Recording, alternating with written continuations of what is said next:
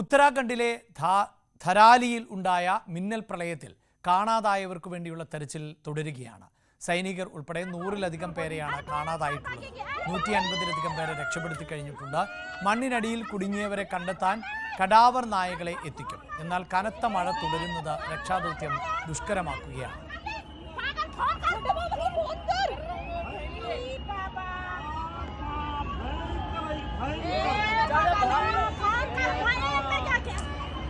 अरे भाग गया ये मेरी माँ चले मेरी माँ चलो छोटे बाबू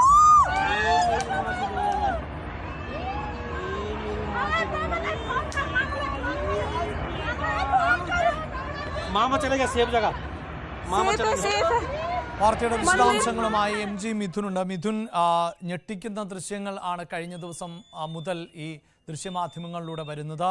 ഒരുപക്ഷെ ഇതിൻ്റെ ഒരു താഴ്വരയുടെ ഭാഗമാണ്. മറ്റു പല ഭാഗങ്ങളും ഇതിനോടകം തന്നെ മണ്ണടിഞ്ഞു കഴിഞ്ഞു. അപ്പോൾ നിരവധി ആളുകളെയൊക്കെ മാറ്റിയിരുന്നു എന്ന് പറയുമ്പോൾ പോലും മരണസംഖ്യ ഒരുപാട് ഉയരാനുള്ള സാധ്യത മുന്നിൽ കാണുന്നുണ്ടോ? ഏത് തരത്തിലാണ് ഈ തെരച്ചിൽ മുന്നോട്ട് പോകുന്നത്?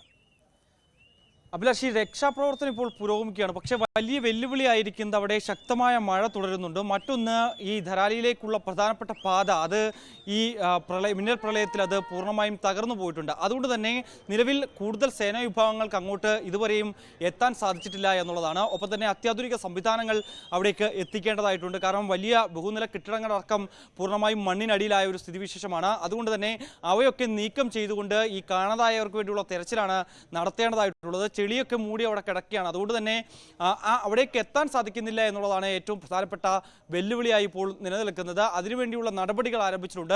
അവിടെ ഒരു സമാന്തര പാത അത് ഒരുക്കുന്നതിന് വേണ്ടിയുള്ള കാര്യങ്ങൾ ഇപ്പോൾ ഏകോപിപ്പിച്ചുകൊണ്ടിരിക്കുകയാണ് എന്നുള്ളതാണ്.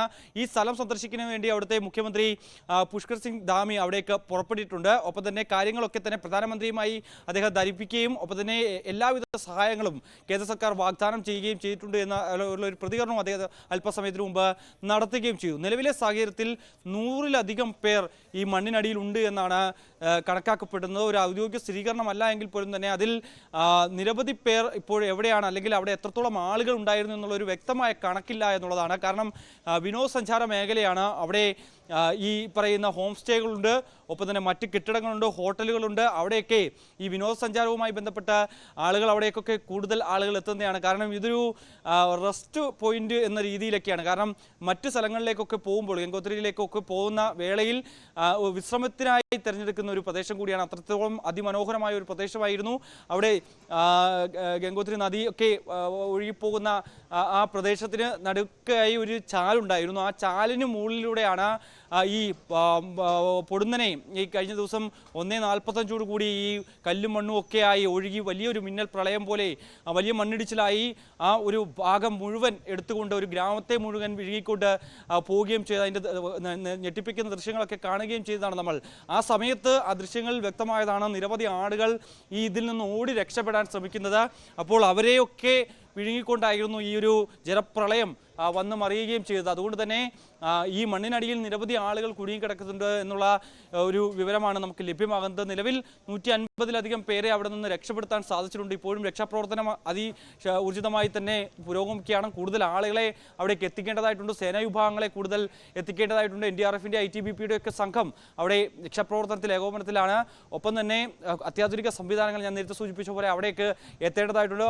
ഈ ബൂം ഹിറ്റാച്ചി പോലത്തുള്ള വലിയ ഹിറ്റാച്ചികളുടെയൊക്കെ സേവനം ഈ ഒരു ഘട്ടത്തിൽ ആവശ്യമാണ്. കാരണം ഇത്രത്തോളം മണ്ണ് നീക്കം ചെയ്യേണ്ടതായിട്ടുണ്ട്. അത്രത്തോളം ഒരു 2 നില കെട്ടിടത്തിൻ്റെ ഒക്കെ അത്തരം വലിയ പൊക്കത്തിൽ മണ്ണിങ്ങനെ അടിഞ്ഞു കിടക്കുകയാണ്. അപ്പോൾ അവയൊക്കെ നീക്കം ചെയ്തതിന് ശേഷം മാത്രമേ ഈ ആളുകളെ രക്ഷപ്പെടുത്തുന്നതിന് വേണ്ടിയുള്ള അല്ലെങ്കിൽ അത്തരത്തിൽ അവരെ പുറത്തെടുക്കുന്നതിന് വേണ്ടിയുള്ള ശ്രമങ്ങൾ നടത്താനാവുകയും ചെയ്യും. ഒപ്പം തന്നെ ഈ കടാവർ നായ്ക്കളെയൊക്കെ എത്തിച്ചിട്ടുണ്ട്. പക്ഷേ അതിനൊരു പരിധിയുണ്ട്. ഇത്ര മീറ്റർ താഴേക്ക് ഈ കടാവർ നായ്ക്ക് പോലും മണം പിടിച്ച് എത്താൻ സാധിക്കില്ല എന്നുള്ളതാണ്. അതുകൊണ്ട് ആദ്യം ചെയ്യേണ്ടത് ഈ മണ്ണ് നീക്കം ചെയ്യുക എന്നുള്ളതാണ്. ആ ശ്രമം നടത്തണമെങ്കിൽ ഇവിടേക്ക് ട്രക്കുകളും മറ്റ് സംവിധാനങ്ങളും ഒക്കെ എത്തിക്കേണ്ടതായിട്ടുണ്ട്. അത് എത്തിക്കണമെങ്കിൽ ആദ്യം ഈ സമാന്തര പാത ഒരുക്കണമെന്നുള്ളതാണ്. 1 കിലോമീറ്ററോളം ദൂരം ഈ ഒരു റോഡ് പൂർണ്ണമായും തകർന്ന അവസ്ഥയാണ്. ഇപ്പോഴും അവിടേക്ക് വെള്ളം ഇങ്ങനെ കുതിച്ചെത്തിക്കൊണ്ടിരിക്കുകയാണ്. അവിടെ നിന്ന് പലയിടങ്ങളിലും മണ്ണിടിച്ചിലുണ്ട്. പല ഈ ധരാലിക്ക് സമീപം വനപ്രദേശമാണ്. അവിടെ ഇന്ന് പുലർച്ചെ മറ്റൊരു മണ്ണിടിച്ചിലുണ്ടാവുകയും വലിയ രീതിയിൽ നാശനഷ്ടങ്ങൾ സംഭവിക്കുകയും ചെയ്തു. അത് മേഖല ആയതുകൊണ്ട് തന്നെ മറ്റ് ആളപായങ്ങളോ ഒന്നും തന്നെ ഇല്ലായിരുന്നു. ഇത് മുൻകൂട്ടി കണ്ടുകൊണ്ട് തന്നെ അവിടെ നിന്ന് ആളുകളെ സുരക്ഷിത സ്ഥാനത്തേക്ക് മാറ്റുകയും ചെയ്തിട്ടുണ്ടായിരുന്നു. പക്ഷേ നിലവിൽ സാഹചര്യം അത് അതിസങ്കീർണമാണ് എന്നുള്ളത് തന്നെയാണ് നമുക്ക് അവിടെ നിന്ന് അറിയാൻ സാധിക്കുന്നത്. എന്തായാലും രക്ഷാപ്രവർത്തനം പുരോഗമിക്കുകയാണ്. ഇതാണ് ഇപ്പോഴത്തെ ഉത്തരാഖണ്ഡിൽ നിന്നുള്ള ഏറ്റവും പുതിയ വിശദാംശങ്ങൾ. അങ്ങേയറ്റം ദുഷ്കരമാണ് രക്ഷാപ്രവർത്തനം എന്നുള്ളതാണ്.